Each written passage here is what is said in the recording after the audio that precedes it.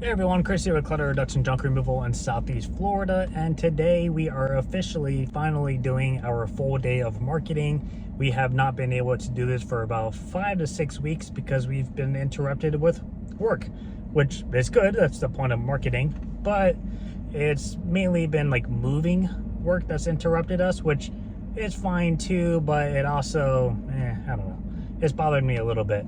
So back on schedule with making sure that Tuesdays are taken care of because we have an opportunity to double down on our networking group. Plus, one of the groups puts us in a northern city that we don't often go to for marketing. So by already being up there, it allows me to really branch out and do my typical marketing that I would normally do, but in this area specifically, which is a nicer area of my county.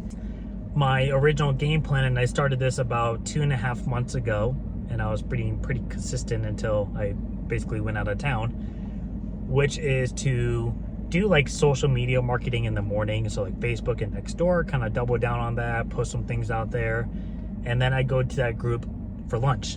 And that's about an hour and a half, meet with some of the guys up there, chit chat with people, build that connection. And then I do marketing for like 3 to 4 hours in that general area. And then I'll come back home and Tanya and I will go to our normal group, which is around 6 o'clock in our city. So I created it to be like a whole day of marketing.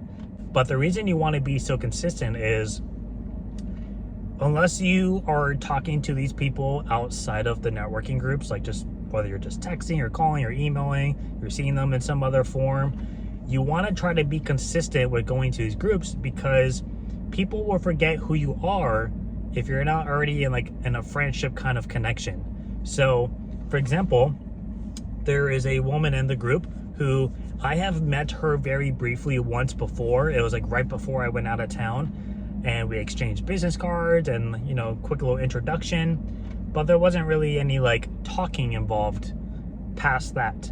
And like I mentioned, I hadn't been to this group in at least like 5 or 6 weeks.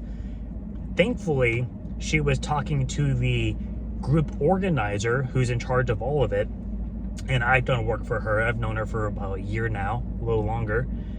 And she was telling the group organizer that, hey, like I've been kind of getting stressed out lately because I'm going to be moving and I need to leave all my stuff behind. I'm going to have a company come by and pick it up. And I'm thinking of so-and-so because I've used them back in New York. And she was like, well, why don't you just call Chris? He does his stuff. Like, he helped me with my storage unit. He helped me with so-and-so. He's helped a few of the members down in, some of the southern cities. And she's like, oh my God, I forgot about him because I hadn't seen her. So we're going to take care of that tomorrow, but we're actually going to do it next week. She had a delay on her end, but that's a perfect example. I've met her, she has my card, but she hasn't seen me in 5 to 6 weeks. So I'm not fresh in her mind, and that's what you want to do in networking. So if you are going to be doing networking, you're going to be going out to these different groups.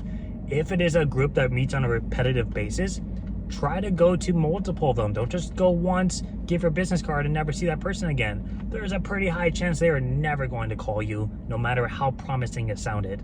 I almost guarantee it. So you either want to follow up with people if it's like a one and done situation. Say, hey, it was great meeting you. A little bit more about our services. I would love to meet with you for coffee, or let's grab lunch somewhere just to get to know each other a little bit better. And then once you do that, check in with them once a month and just say, hey, how's business going? How are you doing? This is what we got going on, and build a connection that way if you know that like that was a one and done situation, like an expo, for example. So that's a great way to stay in touch if you're not going to be seeing them on a repetitive basis.